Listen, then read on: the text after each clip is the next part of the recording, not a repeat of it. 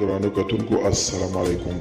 زه محمد سلمان همدرد د حق غږ پښتو چینل خبري لنډیز کې ستاسو قربا اوس تاسو پام را اړوم د مهمو خبرونو لنډیز.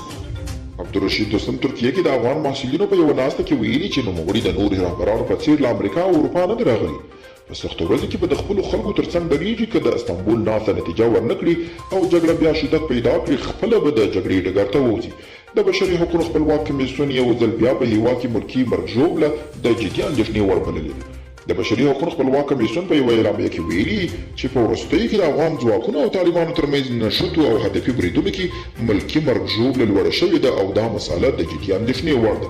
تېره ورځ په ایران کې د شهید احمدي روشن د تنګ د یورانیم غني کولو مرکز د برېښنایي شبکې په برخه کې څه واقعه رامنځته شوې چې د ډول په اړه یې څه نه دي ویل شوي او امریکا غواړي د ترکیې غونډه ژر وشي. له همدې امله خلیلزاد بیا هم کابل ته راغلی او ټوله هڅه یې دا ده چې په چټکۍ سره د دې غونډې پر وړاندې شته خنډونه لرې کړي او خپلې موخې ته ورسیږي.